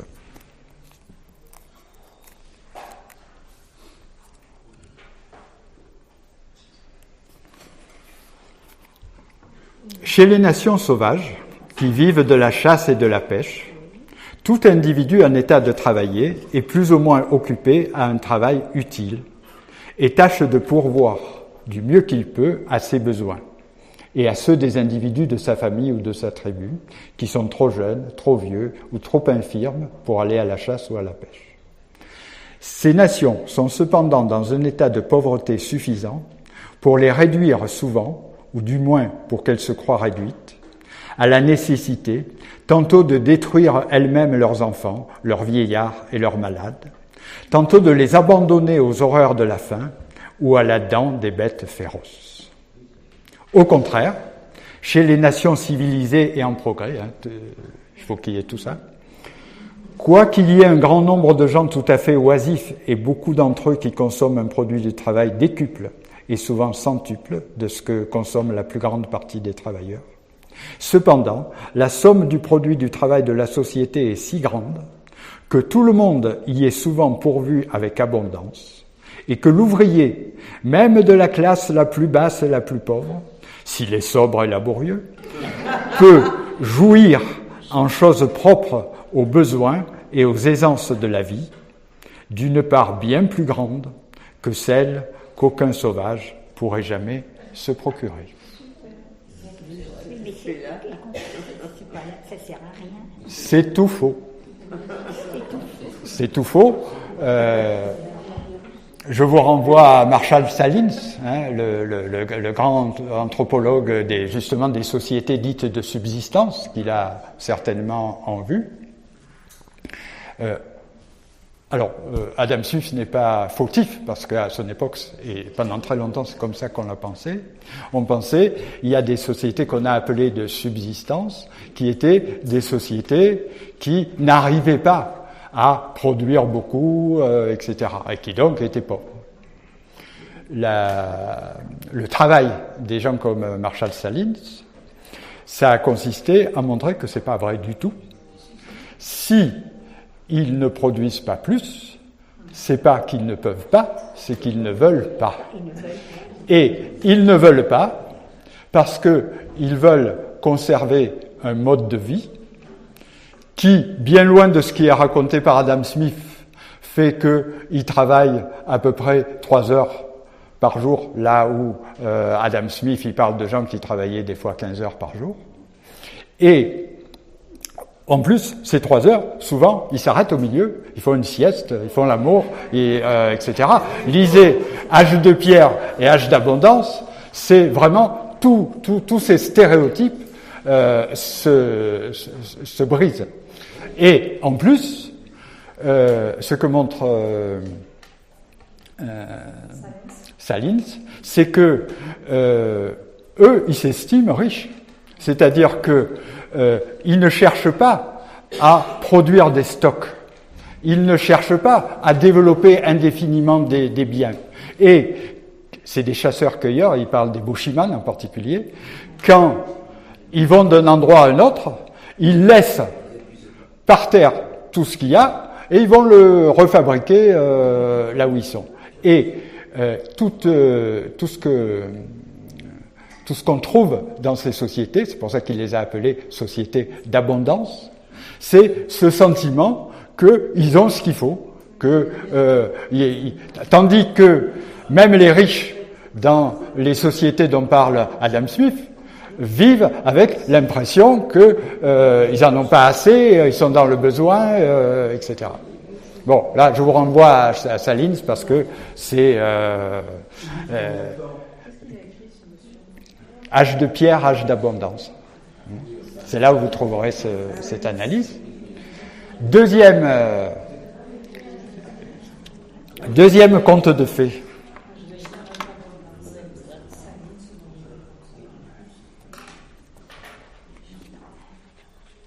Ah, il faudrait que je vous l'écrive, Salins. Ah, je vais encore pas savoir combien il y a d'elles. Je crois que c'est S-A-H-L-I-N-S.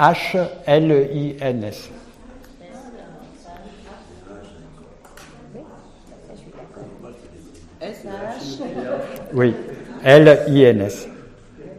C'est un des grands anthropologues. Le début est facile à lire.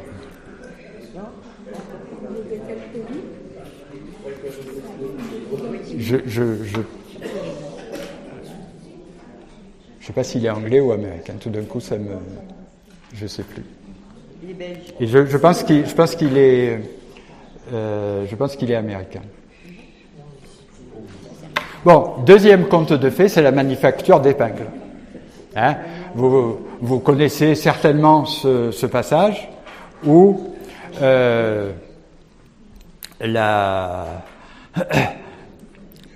Adam Smith nous parle de deux possibilités. Une possibilité où il y a des métiers artisanaux, où à chaque endroit il y a quelqu'un qui fabrique toute l'épingle, qu'on oppose à une situation où il y a une division du travail très poussée, où l'un juste travaille sur le fil,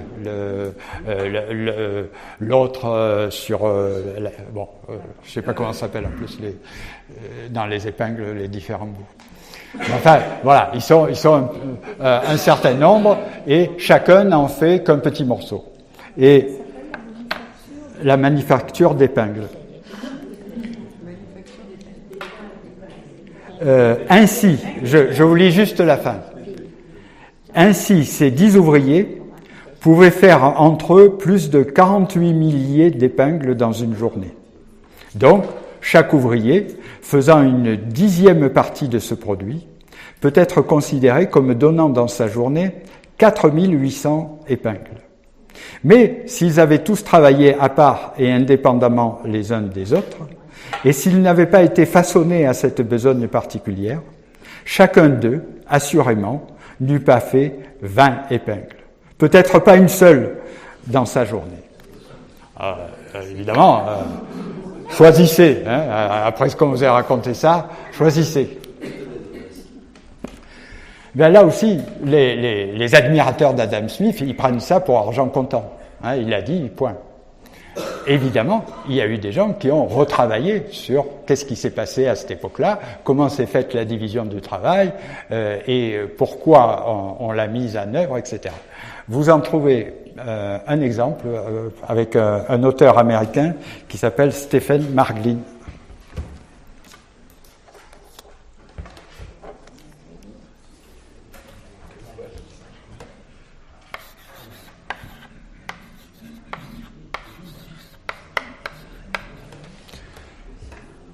dont vous avez traduit un texte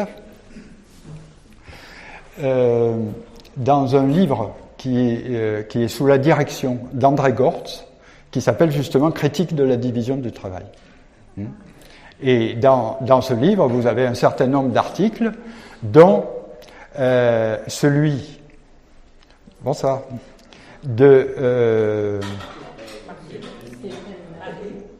Stephen Marglin, qui revient justement en détail sur les affirmations d'Adam Smith et d'un point de vue critique. D'abord, si vous lisez les passages où Adam Smith en parle, vous verrez qu'il y a des choses, par exemple le fait de faire des gestes répétés, c'est quelque chose qui apparaît comme uniquement positif et qui va nécessairement... nous qui avons déjà connu les livres sur le travail en miettes, etc., on sait combien ce genre de travail produisait l'absentéisme, etc. Donc, il prend argument par argument et il le met en rapport avec tout ce qu'on peut savoir de la réalité de l'époque. Le résultat des courses, pour lui en tout cas, c'est que c'est pas du tout parce que la division du travail en tant que telle était productive qu'on l'a mise en place à ce moment-là dans les usines anglaises, les fabriques anglaises, mais parce que ça donnait un avantage pour la discipline. C'est-à-dire que tous les gens étaient sous la main, et en plus, qu'est-ce que c'est que ce travail à la chaîne dont il nous parle? C'est une nouvelle machine. Or, nous savons que dans une machine, chacun étant un rouage, c'est beaucoup plus facile de le soumettre. Là, par exemple, parce que on peut voir qu'est-ce qu'il a fait par rapport aux autres qui travaillent sur la chaîne, etc. Et donc, Marglin, il dit, les chiffres d'Adam Smith, 48 000 plutôt qu'une épingle, etc., c'est peut-être un peu exagéré, mais que c'est vrai que l'usine produisait plus d'épingles, mais pas du tout, parce que la division du travail en elle-même aurait des vertus qui seraient si extraordinairement, et surtout à cette époque, productives, mais parce que les gens étaient soumis à une nouvelle forme de discipline qui faisait qu'ils devenaient effectivement plus productifs, ils travaillaient à un rythme plus accéléré, etc. Bon, en tout cas, on ne peut pas se contenter de ce qu'en dit Adam Smith, et chaque fois, parce qu'il n'y a pas que ces textes-là, chaque fois où il nous montre des choses qui sont si merveilleusement efficaces, eh bien, de le croire sur parole, chaque fois, il faut aller voir et confronter à ce que les historiens, les anthropologues, etc. Et quand on le fait, eh bien, la plupart du temps, la merveille d'Adam Smith, quand même, elle apparaît beaucoup plus modeste que ce qu'il le dit. Donc, c'est un conte de fées.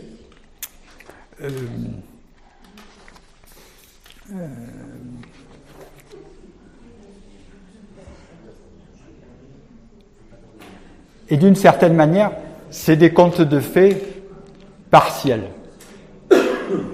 Parce que, comme il vous a été dit tout à l'heure, il y a quand même pas seulement une fée, mais Dieu. Il y a Dieu qui intervient avec la main visible. La main invisible, alors j'ai pas le temps de vous raconter toute l'histoire, mais la main invisible, c'est quelque chose de très ancien. On trouve ça déjà chez les stoïciens. Vous savez que la main, c'était une image du pouvoir. Par exemple, pour l'esclave, le fait de poser la main sur l'esclave, c'était une façon de dire qu'il est notre esclave. Et il y avait une cérémonie où on ôtait la main de l'esclave, et voilà. C'est ça qui a donné le terme émancipation, à partir de émancipérer, etc.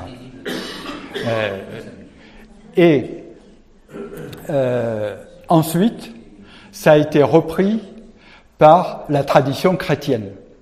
Ce qui fait que, à l'époque, au XVIIe siècle, au début du XVIIIe siècle, c'est un terme extrêmement courant que de parler de la main de Dieu, voire de la main... Alors, oui, elle est devenue invisible, la main, chez les stoïciens. Pourquoi ? Parce que il y a la main des hommes qui est le pouvoir, hein, mais il y a la main des dieux. Et la main des dieux, elle est invisible. Donc elle est invisible déjà depuis l'Antiquité. Dans la tradition chrétienne, lisez la politique tirée de l'écriture sainte de Bossuet, et vous verrez que la métaphore de la main qui est la main de Dieu, qui corrige les choses dans le fond, ou qui les organise, ou qui les etc. C'est un terme absolument commun. On le trouve partout. Moi, à partir du moment où j'ai commencé à ramasser des choses sur la main invisible, j'en trouve au XVIIe, XVIIIe siècle partout. Frédéric II de Prusse, il emploie cette notion. L'imposition des mains, c'est... Alors, voilà. Donc, la main invisible, c'est la main de Dieu. Et c'est la main de Dieu chez Adam Smith. C'est l'équilibre spontané du marché si on laisse tranquille, justement. C'est une expression qui lui est propre. Si on laisse fonctionner d'après lui, si on n'intervient pas trop, ça s'arrange, c'est ça. Oui. Chez lui. C'est ça. C'est pas la main de Dieu.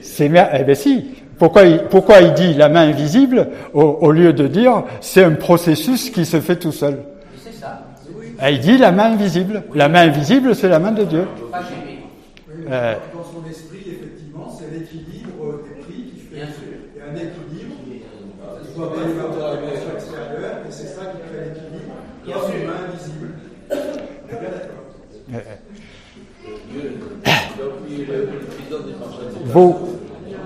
Vous ne nous expliquez pas pourquoi il utilise cette expression et pourquoi cette main est si merveilleuse.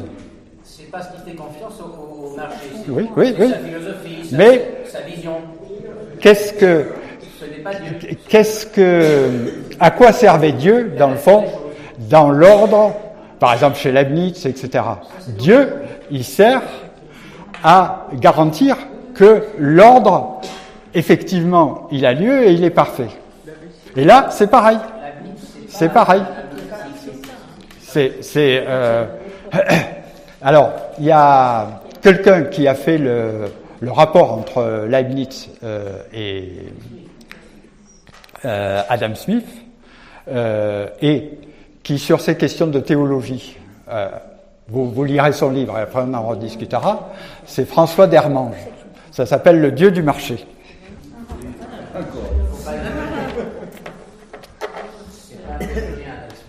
Si, c'est un théologien. Non, pas dans ce qu'il fait, c'est des choses des nations, c'est rien à voir. Leibniz, c'est ton corps. Leibniz, c'est un métaphysicien.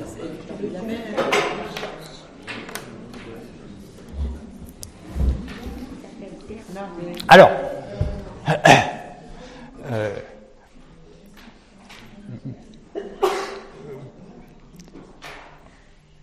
comment dire, on en reparlera. Et moi, mon interprétation, je pense qu'elle est solide ici, parce qu'il y a tous les chaînons qui vont jusque-là, mais que ça soit Dieu ou pas, c'est pareil. C'est-à-dire qu'il y a un mécanisme merveilleux. Un mécanisme merveilleux qui fait que quand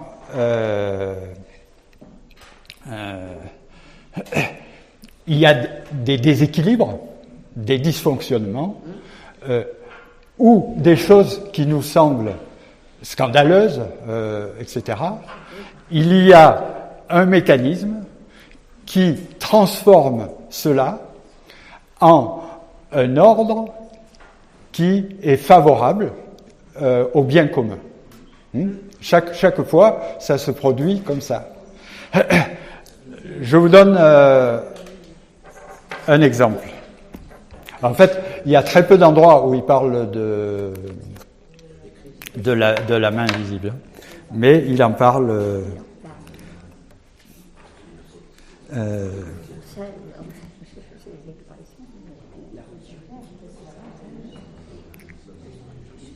Bon, un très classique sur les bienfaits, grâce à la main invisible, du luxe.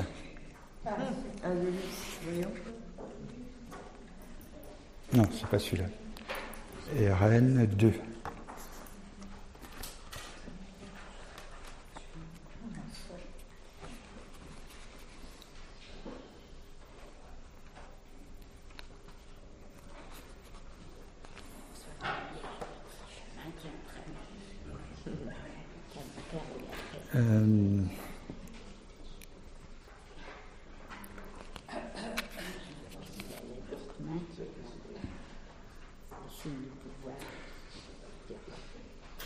Non, c'est pas celui-là sur le 257.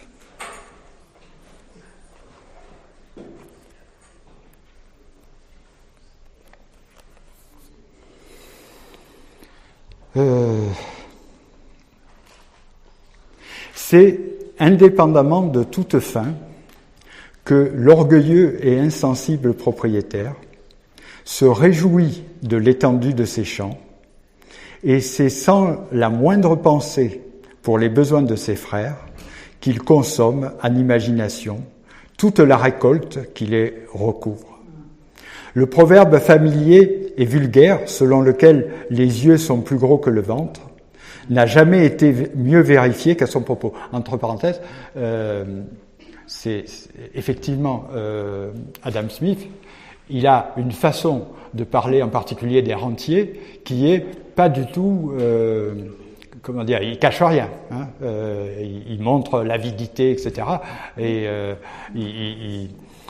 comment dire, si on le lit que de ce point de vue-là, on peut y voir une critique de ce qui se passait à cette époque. Mais vous allez voir, ça se retourne. Son estomac, donc, a une capacité qui n'est en rien à la mesure de l'immensité de ses désirs. Et il ne pourra contenir rien de plus que celui du plus humble paysan. Mais, quant au reste, le riche est tenu de le distribuer à ceux qui préparent, de la meilleure manière qui soit, cette petite part dont il fait lui-même usage. Et ceux qui entretiennent le palais dans lequel cette petite part sera consommée, à ceux qui procurent et maintiennent en ordre les bibelots et les babioles qui sont employés dans l'économie de la grandeur. C'est de son luxe et de son caprice que tous obtiennent leur part des nécessités de la vie. Ils ne consomment guère plus que les pauvres, et en dépit de leur égoïsme et de leur rapacité naturelle, quoiqu'ils aspirent qu'à leur propre commodité, quoique l'unique fin qu'ils se proposent d'obtenir du labeur de milliers de bras qu'ils emploient soit la seule satisfaction de leurs vains et insatiables désirs, ils partagent tout de même avec les pauvres les produits des améliorations qu'ils réalisent. Ils sont conduits par une main invisible à accomplir presque la même distribution des nécessités de la vie que celle qui aurait eu lieu si la terre avait été divisée en portions égales entre tous ses habitants. Et ainsi, sans le vouloir, sans le savoir, ils servent les intérêts de la société et donnent des moyens à la multiplication de l'espèce. Quand la Providence partagea la terre entre un petit nombre de grands seigneurs, elle n'oublia ni n'abandonna ceux qui semblaient avoir été négligés dans la répartition. Eux aussi jouissent de leur part de tout ce que la terre produit. Et après, le reste, j'en reparle après. Le riche ne cherche que sa satisfaction personnelle, c'est sa rapacité naturelle, mais pour construire ses palais, ses bibelots, etc., eh bien, il fait travailler des tas de gens, et on a vu tout à l'heure, au départ, que le fait de mettre plus de gens au travail, c'est ça, une des façons dont se développe la richesse. Et ainsi, nous, naïvement, on aurait pu penser il faut essayer de réduire les inégalités. Hein, c'est ça qu'on aurait dit, certains d'entre nous. Mais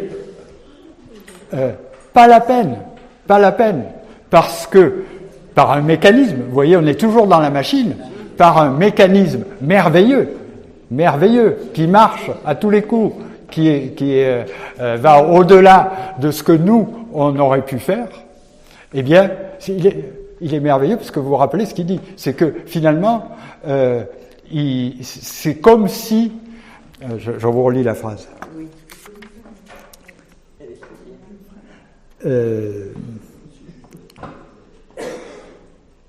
à accomplir presque la même distribution des nécessités de la vie que celle qui aurait eu lieu si la Terre avait été divisée en portions égales entre tous ses habitants. Donc, presque.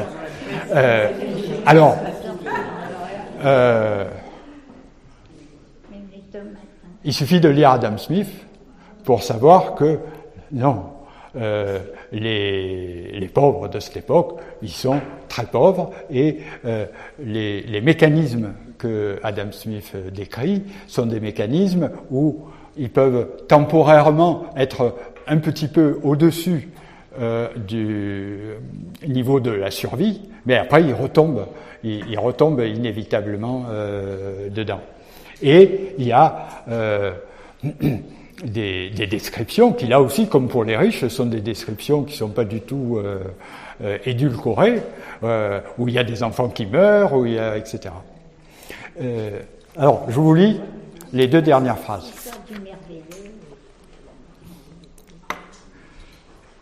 Et pour ce qui fait le réel bonheur de la vie humaine, ils ne sont en rien inférieurs à ce qui pourrait sembler leur être si supérieur. Quant au bien-être du corps et à la paix de l'esprit, tous les rangs différents de la société sont presque au même niveau, et le mendiant qui se chauffe au soleil sur le bord de la route possède la sécurité pour laquelle les rois se battent. Donc, il a bien senti que quand même il y a un problème et qu'il faut montrer que ces pauvres, bon finalement ils sont pas si malheureux que ça, etc. Et ça c'est les dernières phrases du paragraphe. Donc il y a les deux. En même temps de dire c'est presque comme si l'égalité régnait, et en même temps il sait bien que si il y a des pauvres, ils sont très pauvres, et bon mais c'est pas grave parce que même le plus pauvre finalement, qu'est-ce qui fait le bonheur, hein?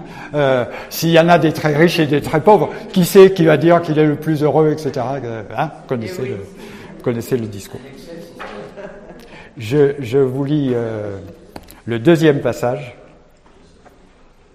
sur la main invisible. Après, j'arrête. Qui est toujours l'image d'un ordre providentiel. Qu'il faut surtout pas chercher à corriger. Donc, 2.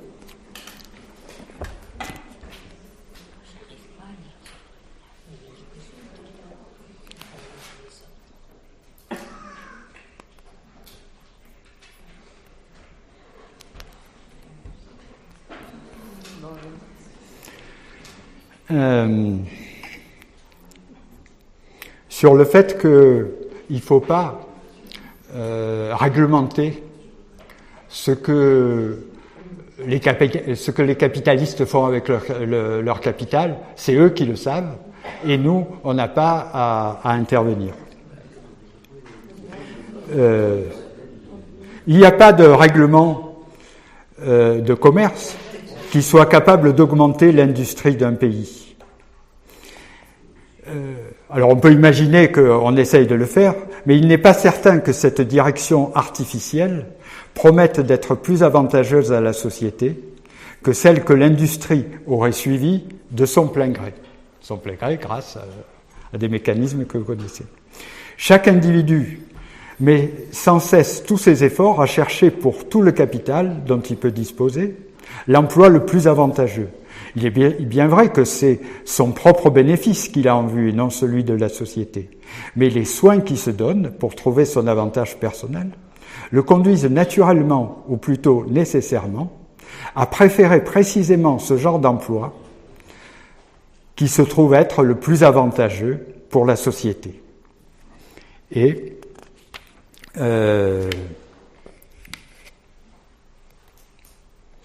à la vérité, son intention en général, on parle toujours du même, n'est pas en cela de servir l'intérêt public. Et il ne sait même pas jusqu'à quel point il peut être utile à la société.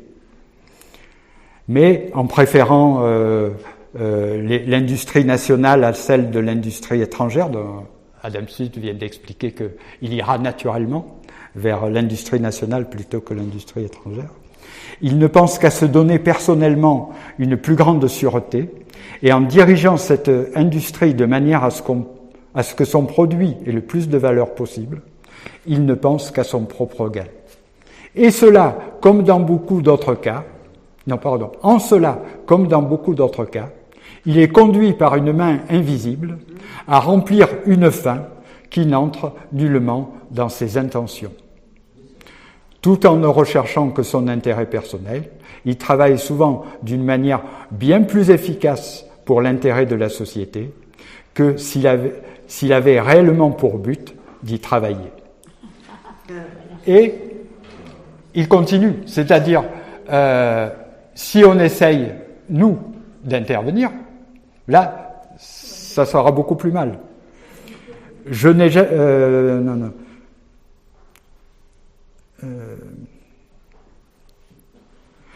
jamais vu que ceux qui aspiraient dans leurs entreprises de commerce à travailler pour le bien général aient fait beaucoup de bonnes choses. Quand la question de savoir quelle est l'espèce d'industrie nationale que son capital peut mettre en œuvre, de laquelle le produit promet de valoir davantage, il est évident que chaque individu, dans sa position particulière, est beaucoup mieux à même d'en juger qu'aucun homme d'État ou législateur ne pourra le faire. Autorité qui ne pourrait jamais être plus dangereusement placée dans des mains de l'homme assez insensé et assez présomptueux pour se croire capable de l'exercer. Je finis là-dessus parce que, bon, on peut discuter, qu'est-ce qui est le plus efficace, le marché, comment il fait, etc. Mais ici, on est arrivé à un point où on dit que tout ça, maintenant, ça dépasse complètement les individus. Et si ils intervenaient, ils feraient nécessairement des bêtises. C'est dangereux, ils seraient fous, etc. Et donc, il faut surtout pas qu'ils y touchent. Et qu'est-ce que ça veut dire, finalement? Qu'est-ce que c'est le libéralisme? C'est une conception du capitalisme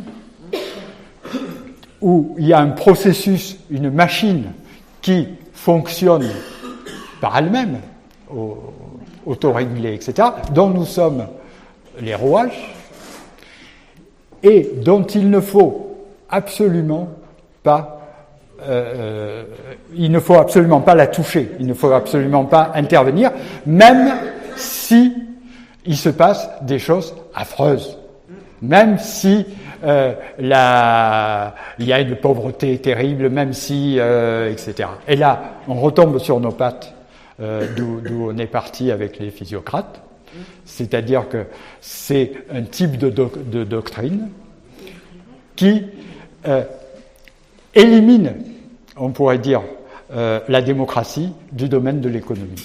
C'est plus un endroit où on peut intervenir, penser, réagir et surtout corriger ce qui semblerait particulièrement scandaleux, grave, etc. Voilà, j'arrête là. C'est du libéralisme pur, ou à la rigueur de l'ultra-libéralisme. Oui, oui.